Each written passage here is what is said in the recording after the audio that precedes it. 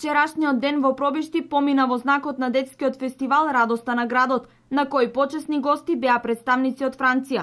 Како резултат на соработката помеѓу Македонија и Француската асоциација ИФЕТ, беа донирани повеќе реквизити за дечињата кои зедоа учество на фестивалот. Навистина им значи, верувајте дека една мајчка, тренерки, балетанки, за самото тоа нивно ангажирање тука многу им значи и навистина е убаво да си дете и да се задоволуваш се уште со мали работи да ти значат. Гостите од Франција задоволни од пречекот и престојот во Пробишти. Веќе утре продолжуваат во Скопје, а оттаму во Охрид. Тука дојден со 6 млади, тој е едукатор и дека нивниот сиеж е 60 на километри од Париз, градот се вика Обержонвил. Задоволни се од пречекот, значи луѓето се срдечни, секогаш насмеани, добро се пречекани.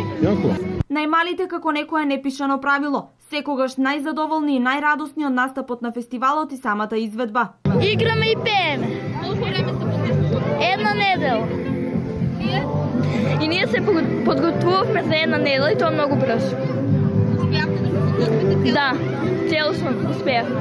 За да се осмисли и реализира целиот овој проект, потребна е идеја.